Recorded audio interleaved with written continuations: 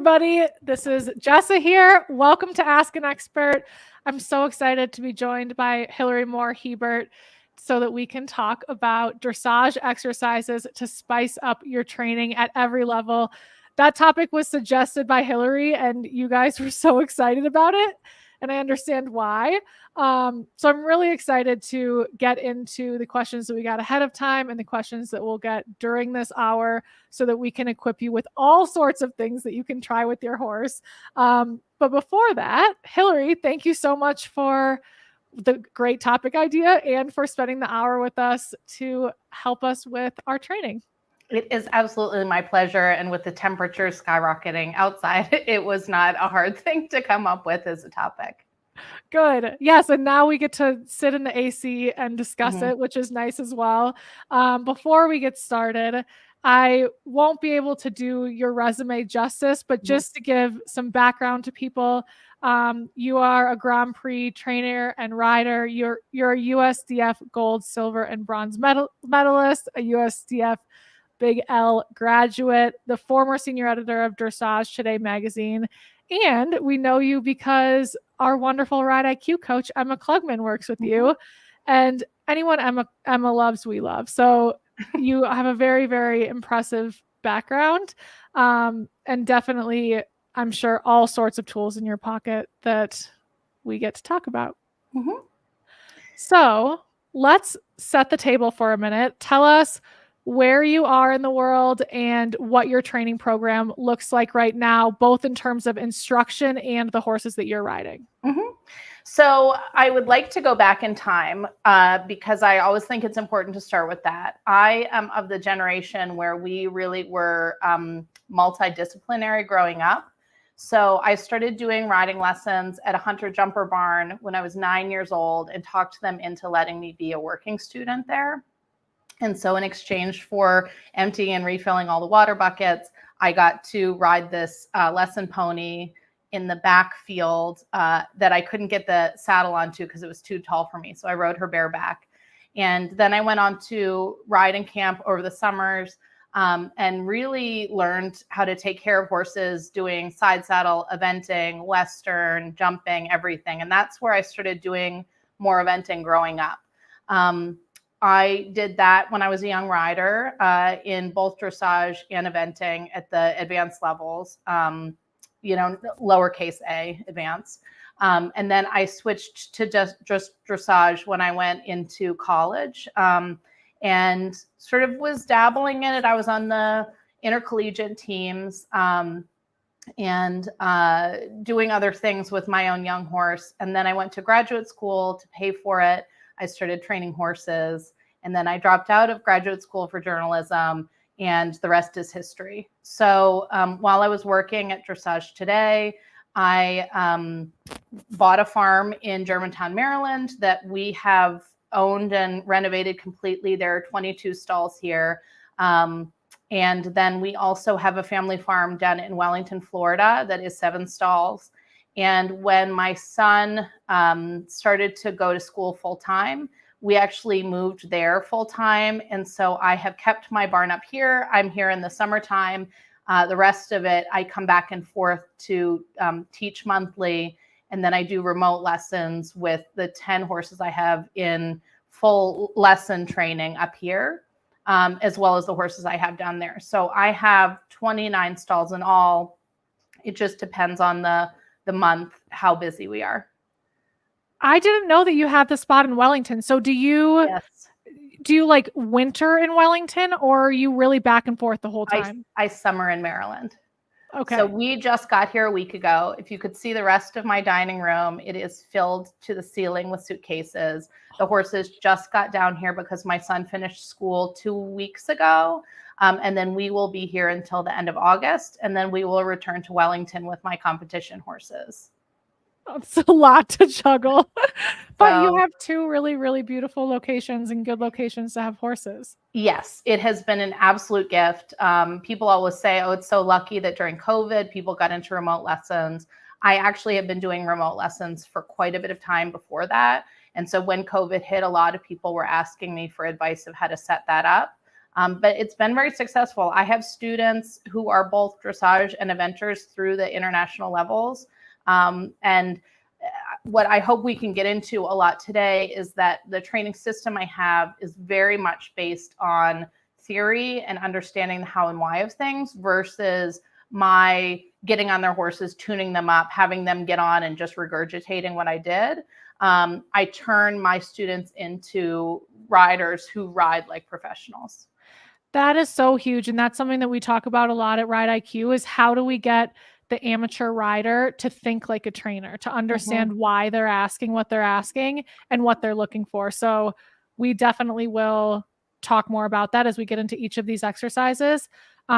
Because I got so many ahead of time, so many questions, I think maybe let's just dive in. And then if there's time towards the end, we can get more into some general stuff and cover the rest of the bases. But I want to make sure that people's questions are addressed. So if you're okay with it, yes, I would like to get started. Yeah. Good. I'll start with Caitlin. She and Simone both had questions about hind end strengthening. Caitlin's question was, she said that she and her horse Lux need help sitting she needs help getting Lux to sit on her hind end in all of her gaits and lateral work. Lux is a drafty type and tends to want to drag with her front end. So by the end of a 3-day show weekend, she's very flat and struggles to get that uphill lift. So Caitlin's asking, what are some exercises to strengthen the hind end without it being really hard work? And then Simone is moving up to second level and also had the hind end strengthening question. So I love this question. I'm glad we started because I could answer it for an hour. This is really the essence of dressage, right? When you think about everything, you have a horse that goes on the bit and you have them accepting contact. That's sort of phase one. And then after that, everything dressage is getting them to take their rear end and tucking it underneath. So horses don't want to do that. And let's explain why.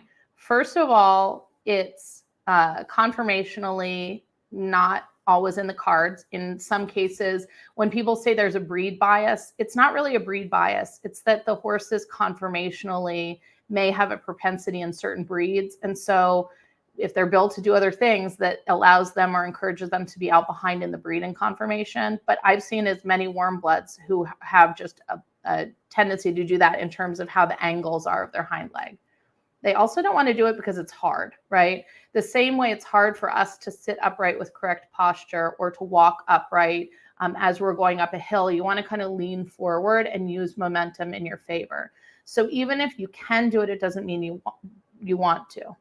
The last factor that's really important is for us to talk about, I'm trying to think of the right term for it. It's sort of the medical side, right? The health side.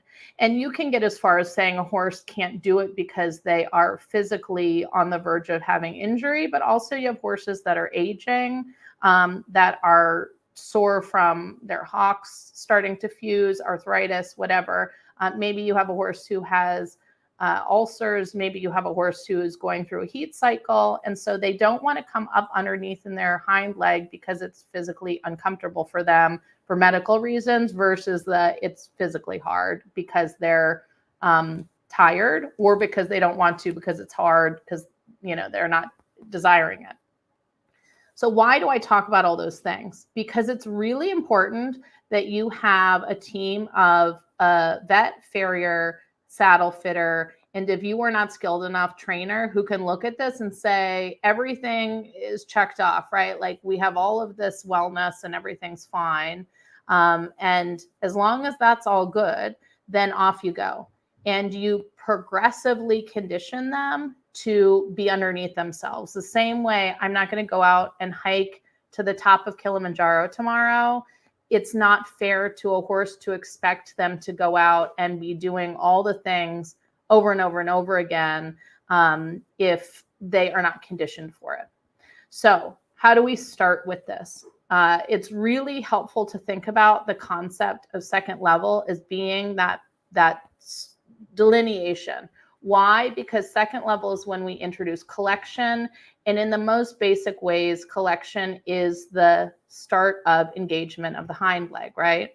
So anything before that is just getting our horse to be submissive in a good way, right? Not like submissive, I'm in control of you, but rather responsive, having a willingness to work, accepting the bit, accepting the leg aids. The leg yield, for example, pushes them over and says, when I put my leg on, you move away. When I go to ask for canter, I put my leg aid, you go forward. When I ask for my slowing aids, you slow down.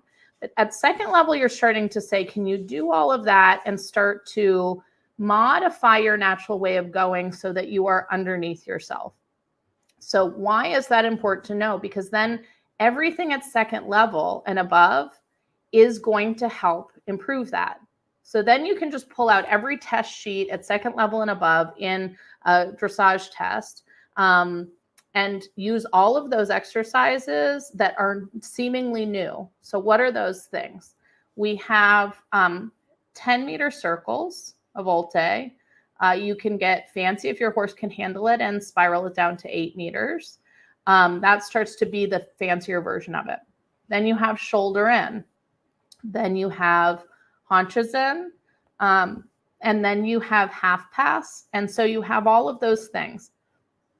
You can also start to think about canter walk, canter transitions, so simple changes.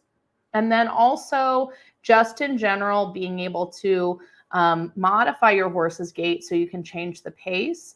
So can you get them to trot slower without shortening the stride, but rather step underneath? And then can you ride them out into what changes instead of being a trot lengthening becomes a medium and then extended trot. And so the difference between a lengthening and the medium/extended trots is the amount that the hind leg is involved. So how do we start to do this in the simplest way? Because I'm sure we will have many more exercises, is just do those things. So how do we know whether or not you can do them? Well, if you can't do them, then it's not an exercise to help you, right? So maybe for you, your horse is only going to benefit with you introducing the 10-meter circles in walk. Once you have that, maybe your horse can do 15-meter circles in canter, and you can slowly bring it down to 10 meters. And so that's your goal. For other people, you may have a trained horse who, again, their strength is there, their training is there. It's just that they are like, this is hard, I don't want to do it. Then you can do things, for example, like go down the long side and ride a 10-meter canter circle every single letter, and then switch directions and do the same thing every single letter on the other side. And you can use it also as a half halting tool. And this is where I get into things being a little fringe, right? You can use any of the movements I listed as a half halt. And I don't mean that in the traditional sense of the half halt, but if you have a horse that is going on the diagonal and you're trying to do a trot and suddenly they feel like they're 50 feet long, then find the space left or right to do a 10-meter circle until they get themselves rebalanced and then continue on. You can do that all the way up to, I go to do flying changes on the diagonal, sequential changes. I do a flying change, my horse runs off, 10-meter circle immediately until they recollect, until they sit underneath. There's no value to doing anything until you have that. So you want to juggle that and play with it, because then we're getting into this very traditional debate of the chicken or the egg. Do we do movements when the horse is set up for it, or do we use movements to set up and get the quality? And that's where you have to kind of feel it out with the horse that you have. And that's where I find that sometimes the trainers can come in and help you. That makes a lot of sense. When you, like, if you are embarking on a ride, if you put your amateur rider hat on, you're embarking on a ride, you know that ultimately your goal is to strengthen your horse's hind end. Would each ride have, like, would you have that ride structured pretty specifically in your head about how you're going to incorporate, let's say you feel like the walk and trot 10-meter circles are very much within your horse's ability. Would you have an idea of exactly how that ride's going to play out? Or is it really more like you're improvising based on what's underneath you, and somewhere in the ride those circles might be involved? I think the longer you have a horse, the more you don't need to improvise, right? And Catherine Bates and Chandler was really good. She talked about, even if you're given a horse that is at the Grand Prix, it still takes about a year to find that relationship with them. I think that's what she's talking about to some degree, is just because 10-meter canter circles or voltes get one horse to improve does not mean that the next horse will like that exercise the best. So now you've opened up, this sounds weird, but the incredible joy that I get from creating the perfect warm-up for a horse. And I think one of the many factors of why horses at the Olympic level do the best when you have a rider who's trained them from the beginning is you are troubleshooting at every single level to see what they need for not only their training, but also their warm-up, and how to get them like just at that perfect moment when they're ready to go in the ring. And it's surprising that not everyone has someone there helping them in the warm-up, because I think it's much more difficult than riding the test itself. If I had to choose between someone helping me during the test versus the warm-up, it's always interesting to me that people say, oh, there's a hidden earpiece in the test. I am fine with that. I need to feel how to get my horse to that point. And when you're nervous, that can be very difficult, and having someone help you can be very helpful. But I digress for a second. So say I get on a horse. First of all, it's very important to know what level that they are at, so you know what tools you have in your toolbox. And even if you're showing a horse at the equivalent of like a test that just has leg yields and 15-meter canter circles, if that horse knows how to do everything, including piaffe and passage, you are going to bet money that I'm going to use all those things to the highest degree of collection, engagement, and impulsion that I can create to get that horse ready for that test. I'm not going to just do leg yield over and over again. If that horse knows how to do shoulder in, canter, walk, I'm going to do all those things, because it's only going to get their body moving in what I sort of think of as the Jane Fonda workout, where you stretch one way, you stretch the other, then you touch your toes, then you stretch your other leg, and then you stretch this way. It's completely a yoga session for them. And so it will, through the law of averages, all of this incredible momentum created from such a heavy horse, the momentum of turning on this bending line will bend their rib cage this way and this way. They'll become more supple in their bodies. And so do as much as you can. So having that as the foundation, you've got to change directions and gaits a lot. And that's where, when in doubt, start with just a foundational dressage test in your warm-up or in your ride, so that you're going down center line, you turn and you do a 20-meter circle and trot and canter, change directions, 20-meter circle and trot and canter. If you get to that point and you say, there's my warm-up, my horse cantered, my horse trotted, he was attentive, I was able to do the geometry. Heck, if I went in and did a test, I would potentially, be placing in the top 4. Then you get to move on to doing all the other things. How quickly is a function of how well you can do them. So then I would maybe put in a little leg yield. And if the horse is good, then I would probably leg yield right back on the same long side, if they're that good and easy. And then you've knocked it out and you think, this is the second set. I can probably go off and do some shoulder in or canter circle exercise like we talked about before. But one thing that is really important is, if you go and do the first set or the second set and something is not working, you have to pause and fix it. You cannot just go on. Nothing drives me more crazy than the person who cannot do trot to canter and trot walk trot to canter, and canter, walk, canter transitions. Nothing drives me more crazy than that person like doing flying changes all over the ring. So it doesn't mean you have to do 100, but you need to show me that you have a solid ability to, at any moment, do those things, the transitions. Then we can start knocking out the flying changes. But same thing, if you go at the most advanced levels and you're doing tempies on the diagonal and the horse goes to do a flying change and they're running all over the place, you don't just say, well, I have to practice it because that's in the test. You have to go back to correcting what the problem is. And that's why I love that your first question was where it was, because 80% of the time it's that the hind leg is not underneath and driving.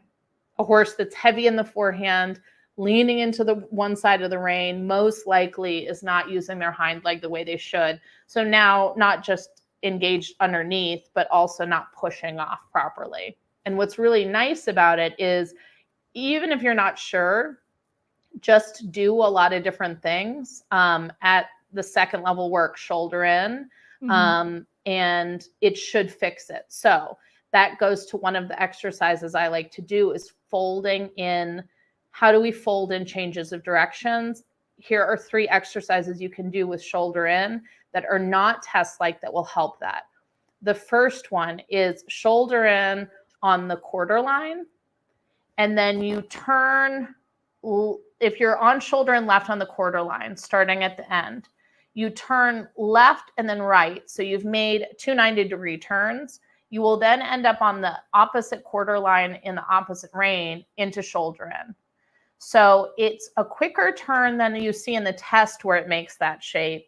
And also you are getting the left hind tucked underneath in the shoulder and left, really tucked in under in the 90-degree turn you have to make to be parallel to the short sides, really right hind tucked underneath to be onto the new quarter line, and then keeping it tucked underneath as you go in the shoulder and on that quarter line. So that's one way that you can say, do I have my hind leg? Is it stepping under and is it pushing? Otherwise, the horse is going to be, falling into walk. They won't be able to maintain that. So what happens if that's the case? Then alternate canter and trot. So shoulder in, maybe you don't switch directions. Instead, maybe you, at the halfway point at E or B, you do a 15-meter canter circle, and then you trot and continue on in shoulder in. So that not only is helping you create impulsion, whereas the first exercise helps the engagement, but also it's checking in that you have a snappiness of your transition aids. It gets the horse much more ready for tests because you don't get to have all this time to prepare. And if you can't do that, then you have to go back and say, maybe my shoulder in is not good enough. I need to practice it on the long side individually. If I'm struggling to kind of keep it after that canter. But that's what gets you handy in the show ring, is if you're thinking, wow, I'm so glad I get to do the test because it's so boring. I love those exercises. I think I might have missed one.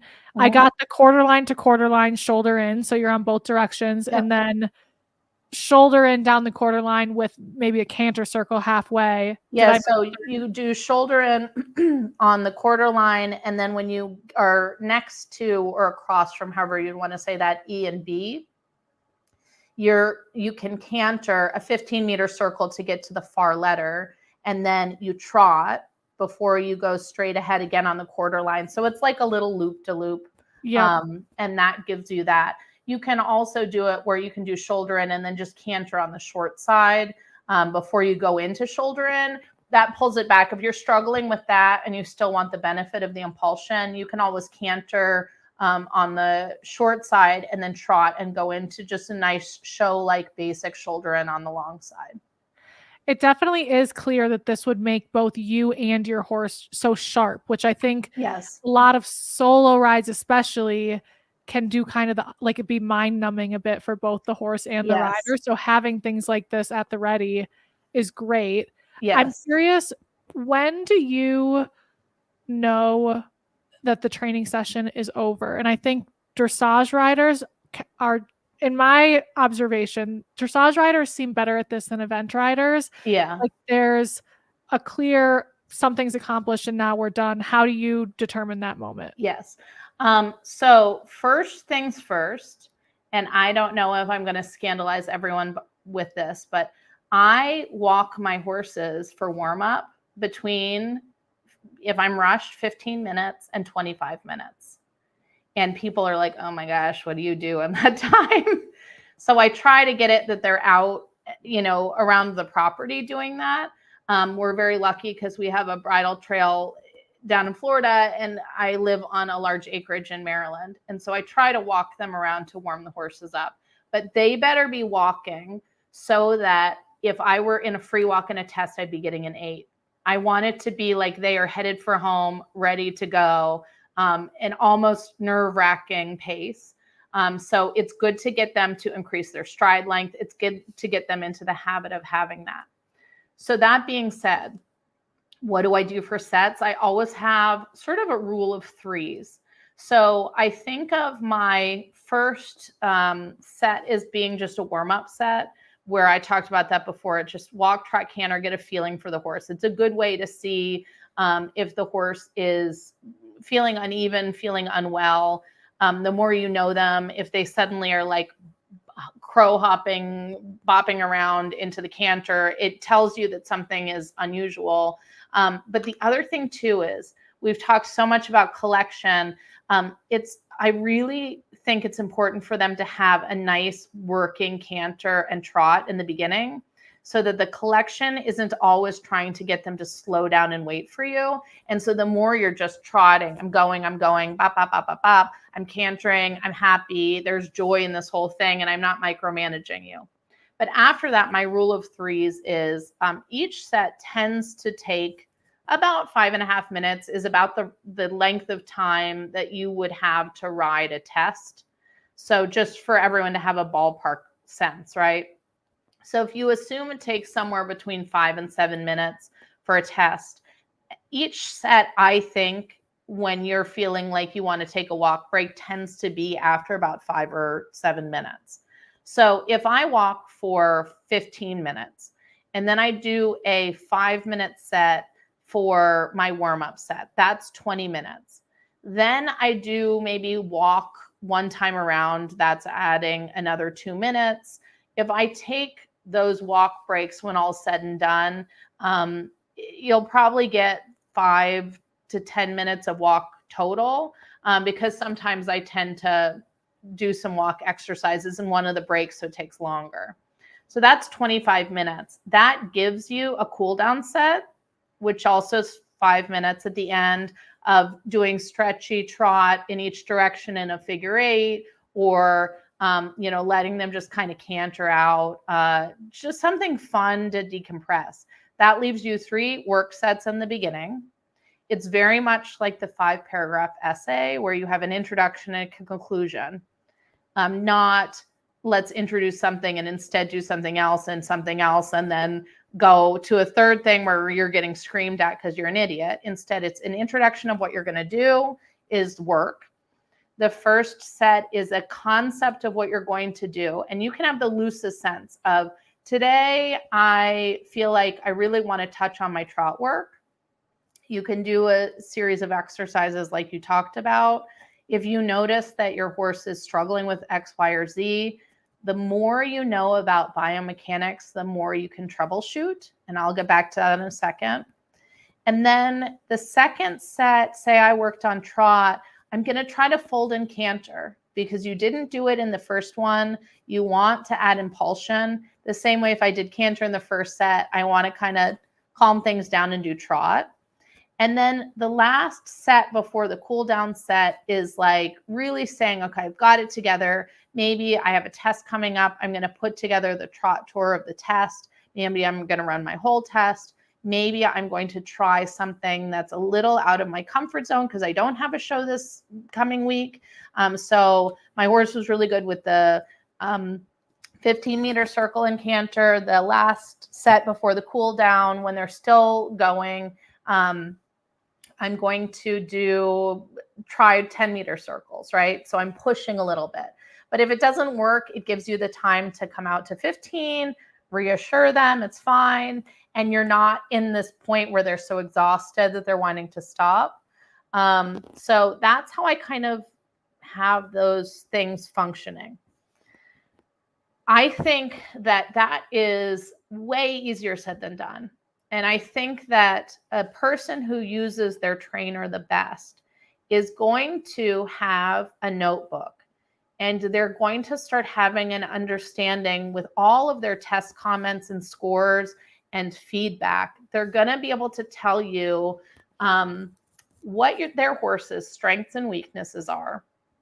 And the way that I frame it in the notebooks that I have, say I have a horse that's like the one we talked about, the draft horse, where it's like they're out behind, they tend to be lazy. I'm going to write down all the exercises I've learned from running through my tests and working with trainers and clinicians and auditing and going online and listening. I'm going to find all the answers, and then I might, rate them like 1 to 10 in my mind of my horse tends to get out behind. But I found that if I do a little leg yield before I go to my trot, that my horse is sharper. That becomes a tool that you have forever now. And that's what turns you into a trainer, is understanding what exercises biomechanically improve certain things rather than just the guesswork. So one example of a horse that I have, he is very handy. He does not have that problem. He instead tends to be like a noodle all over the place. And so if you go to do shoulder in, he starts like falling that way. You correct it, you have him falling that way. One thing that I don't see people doing is folding lateral work together, trot lateral work. And one of my favorite exercises is if you are going down the long side on the left rein, you're going to put your right leg on and leg yield to the quarter line. And then you're going to put your left leg on and go to shoulder in left. You have got to ride it to understand why this works, because it sounds unhinged, right? You're like, why would you push your horse more to the side and then do the opposite? But something happens, and you can do it in walk at any level. Any horse can do that because you can turn it into like a tail to the wall leg yield rather than a fancy shoulder in. But if you do that, what happens is the horse starts to become more upright in the shoulder. And then they get to be handier the same way leg yielding off the wall to the quarter line and then right back to the same track in the opposing leg yield makes them better than just leg yielding across the whole ring if the horse has a tendency to lead all over the place with their shoulder. On the other hand, if you have a horse that's very stiff, you don't need to do that, right? If you leg yield over, they'll be like the same stiffness as before. They'll do shoulder in. They're going to struggle just the same. So what you want to do with that type of horse is leg yield across the whole arena in walk, trot, and if they have counter canter, leg yield across the whole arena in counter canter and hold the counter canter. Bend their body in ways they've never wanted. Same thing, 10-meter circle into shoulder in. So like 10-meter circle at H, right into shoulder in on that long side is going to help a horse that's more stiff. That is super. All of I'm taking notes as you are speaking, and there's just so many nuggets that are really helpful here. I loved comparing the ride to a 5-paragraph essay, just having that in your mind. And the notebook feels like a small effort that could just have really, really a big impact on how empowered you feel as a rider. So this next question is from Debbie, and I'm curious to know whether it's similar to what you were talking about with the horse that's pretty loose in his shoulders. She asked about a horse that wants to lean in one direction. She said she can get her mare onto the outside rein by opening her inside hand and using her inside leg, but she has to really open that inside hand a lot and for several minutes before the mare gives in, which she said may or may not be correct. But the mare's go-to is always to be like a motorcycle going to the left. So it's such a good question because when I went through the L program, there was such a discussion about this. It really depends, and I'm going to answer it in all gaits. It really depends on what gait your horse is in and why. Because if everything goes back to the hind leg, if a horse motorcycles the most in canter, knowing that the outside hind is the loading leg all by itself, then what that leg is going to want to do is get off of itself as soon as possible. And then you're this rocking horse onto the inside forehand. So it becomes the same exact thing we talked about in the beginning. Why does that horse not want to be on the hind leg? So you can have the vet check them, just double check that there's not a cause for that asymmetry, but most horses are asymmetrical like this.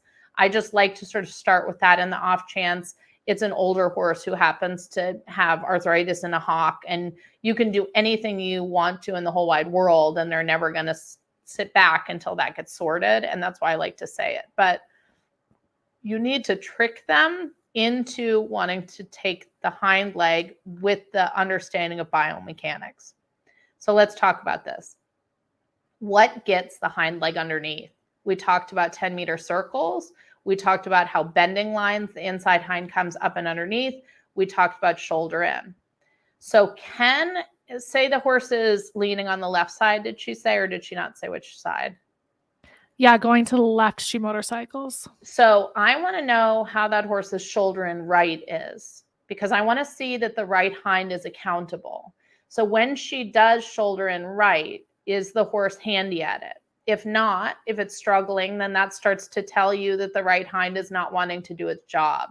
And so she can even do that in walk. If she's never done shoulder in before, she can do that in walk. And then again, it doesn't have to have bend and true second level shoulder in. She can just ride a tail to the wall leg yield, which is not in test. So I just want to pause for a second, explain to everyone.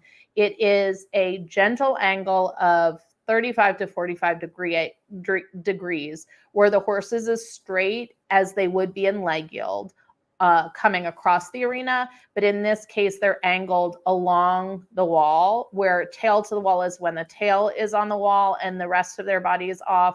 Nose to the wall is the opposite. So that's a way to get your outside hind tucked underneath. And you, by the way, in walk and trot can do that, where you go down the long side and you can alternate. So you're sort of swapping like tail to the wall 6 strides, nose to the wall 6 strides, tail to the wall. And that will get the horse up and underneath and checking in. If one of those seems particularly hard, when you do that in each rein, meaning do it on the right rein, tail, nose, and then you switch and do the same thing, tail, nose. If you're like, wow, in both sides, when I put my right leg on, that's really hard, troubleshoot that first, right?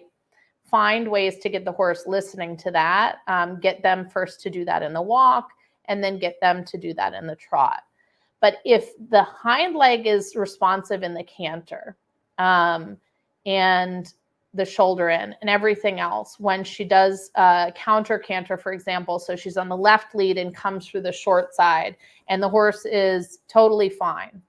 But then when she goes to the left side and the horse leans in, I would like to question her and see whether or not for her, if her horse is safe enough to take her reins in her inside hand and grab the back of the saddle with her outside hand.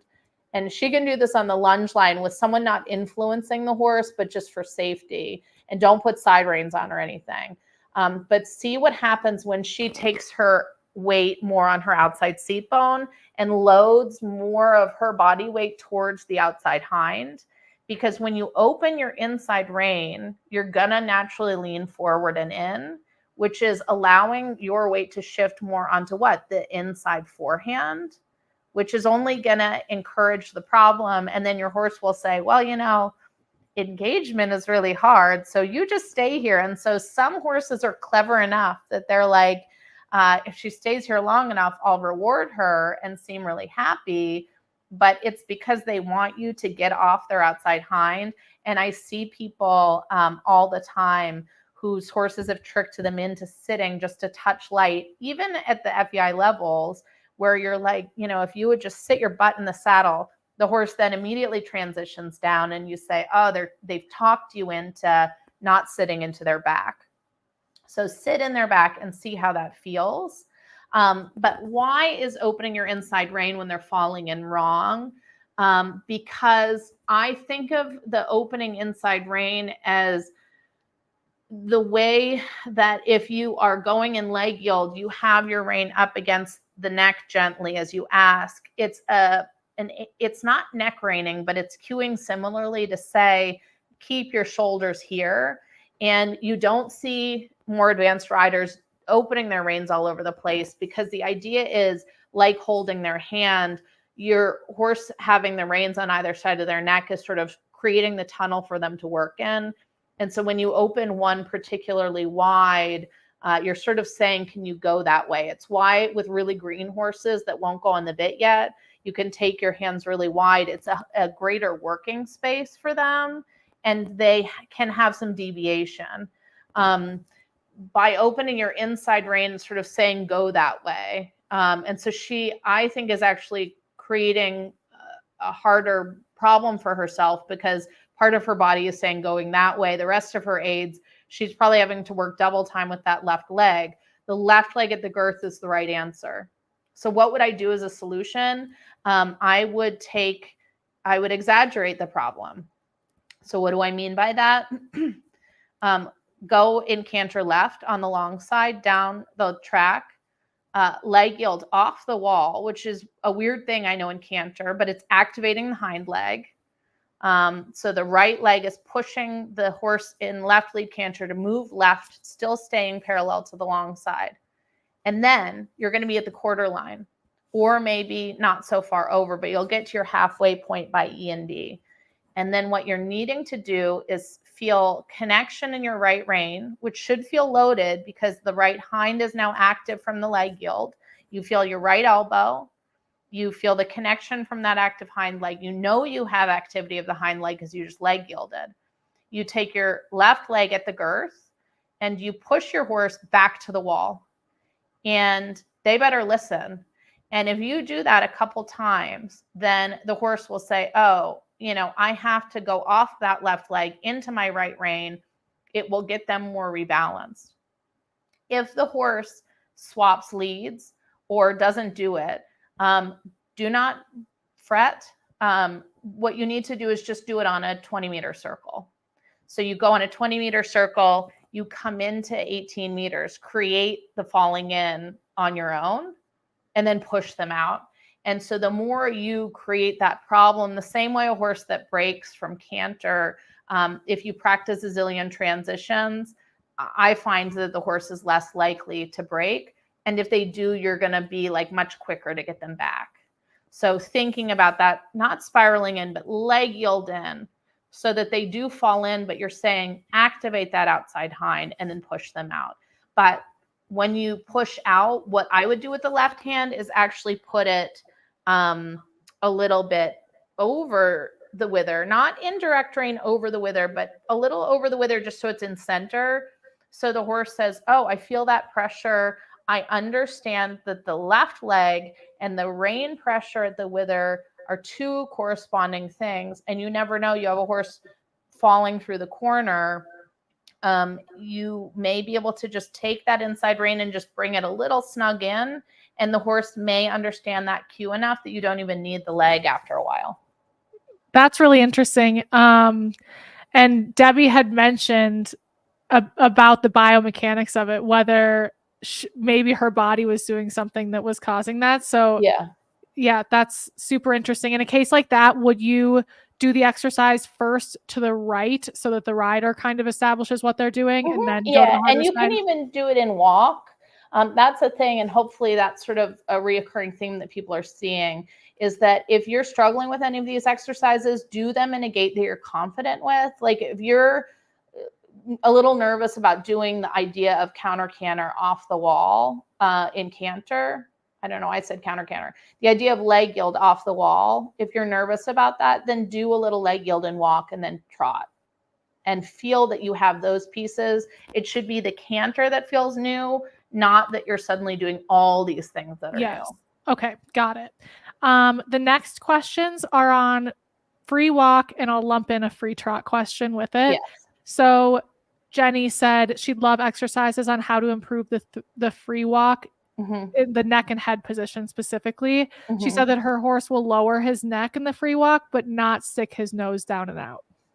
So he curls like in roller, I would assume. So that's a really interesting thing. So first solution is to go out walking for 15 to 25 minutes before you ride, getting them marching along, and they'll start to just feel like they're seeking that. But this is a much bigger question because there's a reason for the free walk. The free walk is testing what happens when you give the horse the rein. And if they don't take the bit, then it's telling on you that the horse really isn't seeking the contact. So I know that's not a perfect answer, and it sounds a little, like overwhelming to sort of think, well, everything I'm doing is wrong. That's not the case. But when I have a horse who's really worked properly over their back, I tend to find that their free walk at the end of the ride is much improved. And so how do we fix that? The first thing is really proper sets throughout the ride will make that better. The horse needs to release their back, and they need to be seeking the bit. So what my question would be, first of all, is it would be interesting to know when she's riding the horse in trot and canter, what the horse does when she gives. So I do want to sort of prematurely talk about that in trot, because having it be that you establish that your horse is connected and you have a very consistent feeling in the outside rein is a lot of what I am looking for in the first set. And we haven't really talked about this yet. Like, what is it that you're feeling? Besides the fact that the horse goes on the bit, can walk, trot, and canter, and do all these transitions, what I want is a feeling of a horse that is moving, that I don't have to be kicking every stride, that is self-going. And depending on the horse, how much weight do we want in our reins? It needs to be enough that, to me, it feels like an empty coffee mug in the outside rein. And the idea of like holding with just your people saying that it needs to be baby birds. I don't think that you need to be squeezing your hands completely closed in a fist. I think you can have them open still so that it's in your fingers, and look at a lot of team riders to see what I mean by that. But we have strong muscles, and so you do need to have enough grip strength to maintain the consistency of the rein length without pulling backwards. And so it should feel maybe a little less than a coffee mug. I'm just holding one right now in my hand. But you do need to have enough of a feeling that if you are looking up properly in the test, that you have an awareness that your horse is there. And that's a lifelong journey. And it's easier with a horse that's 1 trillion pounds to lighten them. My gosh, I have one horse and he is light in the contact, and it has been an epic journey with us. And he is now consistent in the contact, and it is a lot nicer than the horse who's sort of like dodging and dipping and all over the place. But how do we fix that? The hind leg. Once we have the horse going in walk, trot, canter, I think a lot about, for example, the trot to canter transition. I go to trot. Then can I sit for a few strides? And if the horse immediately braces, I do nothing else. I go back to rising. And I use a little inside leg and consistent outside rein. So I feel my outside elbow. My hand is closed, but not in a fist, just meaning my fingers are closed around the rein. And I go back to sitting and rising until the tempo does not change. Then can I sit and put my inside leg on and ride shoulder in, or shoulder fore feeling, for example, on the circle. And why do I do that? Because if I put my leg on to ask for something as simple as that, the horse should take the connection into the outside rein. If they don't, then I can't do anything more complicated than that. If they do accept that, then what I can do is then just pop my outside leg back, and canter is as easy as pushing a button on my cell phone. It's just you up and they should canter. I want to be able to do that every single time where I go so that it's so momentary that I am in trot. I feel my outside rein. I suddenly don't feel my horse in my outside rein. I can put my leg on a little bit and they will push back to it. And that's training back to that question about the horse that leans in the canter. Lateral work exercises will help that because you're asking the hind leg to step under. When it does, the horse is up and over their back into your outside rein. So when I do that, my horse is to my outside rein, stepping underneath. I should be able to do that then in the stretchy trot, where all I'm doing is I'm riding it as though I'm just doing dressage on a giraffe. So what does that mean? I'm still maintaining outside rein. I'm still asking for inside bend softness. It's just the reins slowly get longer, and I only give enough that the horse is maintaining some feel in that outside rein. I might find that a little bit of spiraling out gets the centrifugal force to push them to want to take that outside rein. I might find in that case that I do open my inside rein wide, and I might bring them to the inside. Why? Because I'm trying to go back to sort of the beginning elements of getting the horse to go onto the bit. And so then my outside rein is steady, hoping to catch. My inside rein is opening, asking for a little overflexion, which will encourage them to bend to the outside. And then I can even spiral in a little bit. And then you can take your inside rein in a little closer to the wither, and inside leg pushes them over. Again, you're trying to elongate their body. When you do that, then you get a horse who is able to seek the contact. You can then ride them on a much longer rein. And then the frame that they have is not them being mounted on the wall like a moose head. Instead, it's a conversation. And you get into this incredible elegance of, bear with me, this is a very complicated issue I'm sort of throwing in, but when you get a chance, try doing a squat. Everyone who's listening to this, try doing a squat and see how far back you can lean. Then what I want you to do is grab a dining room chair and hold it out in front of you and try doing it. And you will be able to go down much lower because it is a cantilever system.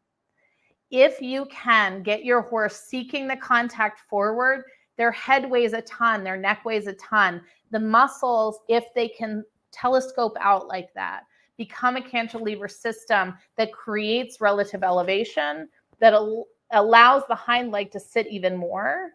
And that's really why we want the horse on the bit in dressage, is because it then becomes a counterbalance to itself. So when the horse stretches like that, instead of them using all their back muscles to hold their head up, instead they're out and holding against their hind leg that's sitting.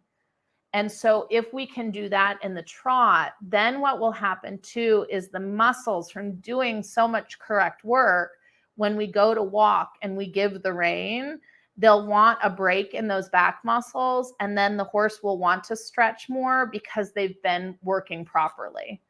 And so that's, the other thing is that if your horse is sort of holding, it's either because they're not releasing from a negative tension, or it's because they're not using their bodies enough to go and to have that stretch. So recognizing that a horse needs work in the free walk or free trot is really more of a signal that your overall work needs some adjustments. The connection is there. And everything I talked about in the trot in terms of how to get them to the outside rein, you can also do in walk. You can leg yield them across the whole arena. Try to get them to start to just move their shoulders and back around.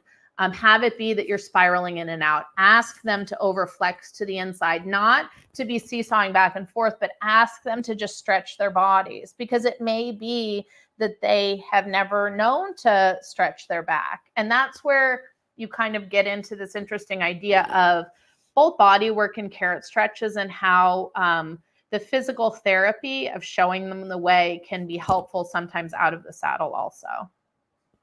I'm going to count that as almost addressing it. We're not going to get to all the questions, but one of the questions was like cross training and doing carrot stretches and whatnot. it sounds like is one of those things you could do. Yeah, absolutely. Just very quickly, I want to say, I think that you guys have enough resources in all the things. I think that you would be foolish not to be taking care of all the resources that you can that are scientifically proven to get your horse to be working properly. That makes a lot of sense.